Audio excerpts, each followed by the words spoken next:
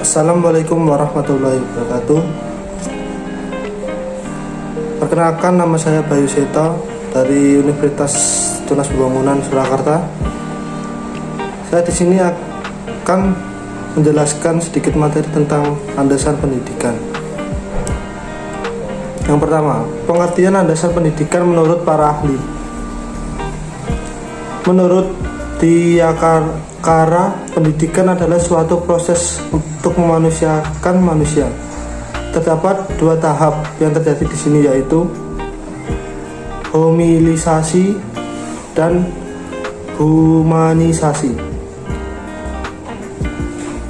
Homilisasi adalah sebuah proses untuk menjadi manusia umum, dan humanisasi adalah proses menjadi manusia yang tinggi, lebih cemerlang, cerdas, bersinar, dan menghargai orang lain. Menurut Albert Note Whitehead, pendidikan adalah quintessence of the individual toward comprehension of the art of life, atau tuntunan pribadi menuju pemahaman akan seni kehidupan. Menurut Thomas Groom, pendidikan dapat dilihat sebagai aktivitas politik bersama ziarah yang dengan sengaja dan terarah mendampingi manusia dahulu, sekarang, dan nanti.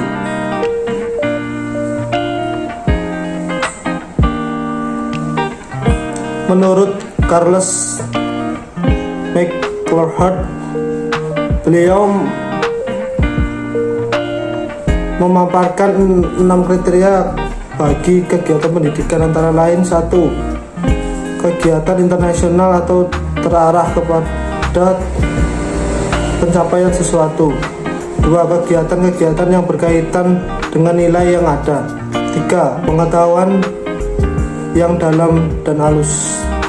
4. Pendidikan adalah proses yang langgeng dan berlangsung sepanjang hidup. 5. Pendidikan selalu melibatkan interaksi interpersonal. 6. Pendidikan senantiasa menyambut keseluruhan pribadi dan relasi-relasinya. Menurut Langford MG, adalah pendidikan merupakan usaha, pengaruh, atau perlindungan dan bantuan yang berkaitan kepada anak agar mendewasakan anak itu melaksanakannya sendiri. Menurut Ki Hajar Dewantara, adalah pendidikan dilihat tuntunan dalam kehidupan tumbalnya anak-anak yang senantiasa menuntut kekuatan kodrat mereka agar mencapai kebahagiaan yang setinggi-tingginya. Menurut Lauren Jermin, pendidikan adalah sebagai usaha sengaja dan sistematis untuk menyampaikan, membangkitkan, dan memperoleh pengetahuan, sikap-sikap, dan nilai-nilai kepekaan. Menurut John Dewey, pendidikan adalah suatu proses bimbingan mendewasakan seseorang.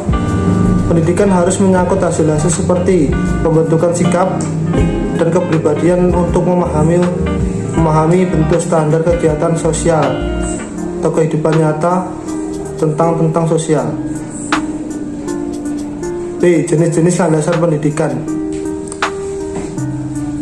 Pertama, landasan yuridis pendidikan. Landasan yuridis atau landasan hukum pendidikan adalah perangkat asumsi yang bersumber dari peraturan perundang-undangan yang berlaku sebagai titik tolak dalam rangka pengolahan, penyelenggaraan, dan kegiatan pendidikan dalam suatu sistem pendidikan nasional. 2. Landasan filosofis pendidikan. Landasan filosofis pendidikan merupakan landasan yang berkaitan dengan makna atau hakikat pendidikan, yang berusaha menelaah masalah-masalah pokok dalam pendidikan, seperti apakah pendidikan itu, mengapa pendidikan diperlukan dan apa ya seharusnya menjadi tujuan pendidikan. 3. Landasan religius pendidikan.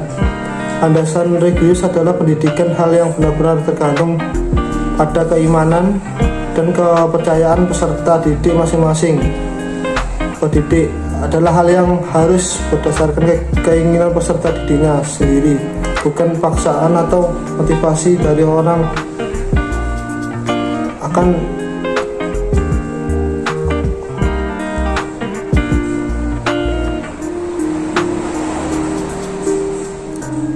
berdasarkan keinginan peserta didiknya sendiri, bukan paksaan atau motivasi dari orang atau bahkan dari instansi lain.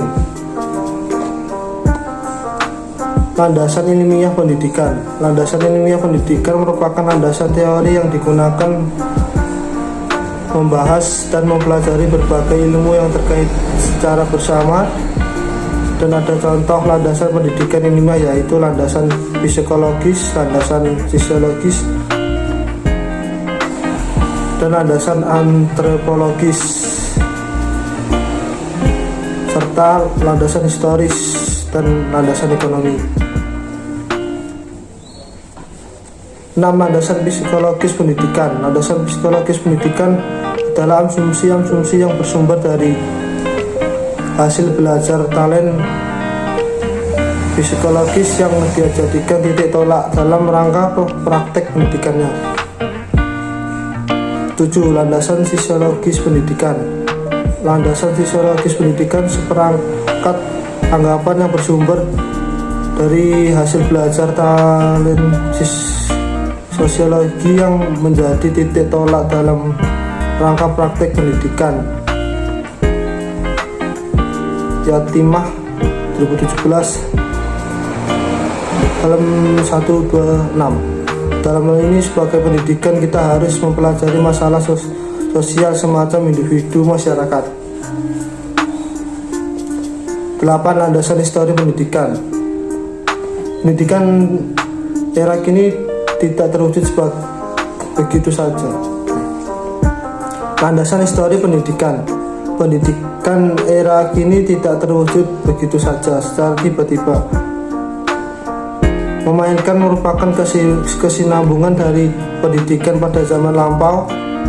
Landasan histori pendidikan Indonesia pada lainnya mencakup landasan histori pendidikan zaman purba, zaman Hindu-Buddha, zaman kerajaan Islam, zaman pengaruh Portugis dan Spanyol, zaman kolonial Belanda, dan zaman pendudukan Jepang. Pendidikan periode 1945 sampai 1969. Pendidikan pada era PJPI 1969 sampai 1993. Landasan ekonomi pendidikan adalah landasan umum investasi atau usaha penanaman modal pada diri manusia dapat terhubung pada pendidikan dan ekonomi melalui pendidikan. Tenaga kerja produktif bisa dihasilkan. C. Fungsi dan tujuan landasan pendidikan. Fungsi sebagai pijak utama yang kokoh dan adil untuk memastikan keadilan pendidikan seperti di dalam landasan hukum pendidikan. 2. Barometer utama untuk memastikan kualitas pendidikan yang terarah sesuai dengan kebutuhan dan tujuan.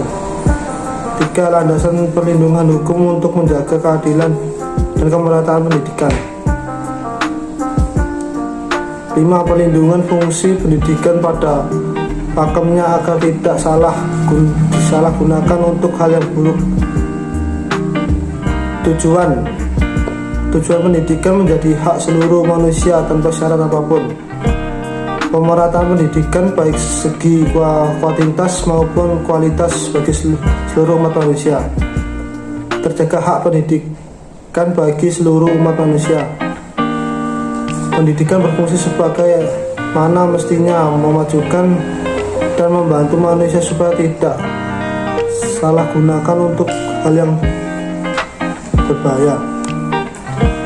Kesimpulan dari paparan atau penjelasan di atas, makna penulis dapat menyimpulkan bahwa sesuai makalah landasan pendidikan, sebagai pelajar harus memahami lebih baik akan pendidikan, terlebih landasan-landasan yang menyertai dengan penerapan pendidikan tersebut. Demikian materi yang bisa saya jelaskan. Apabila ada kekurangan, saya mohon maaf. Wassalamualaikum warahmatullahi wabarakatuh.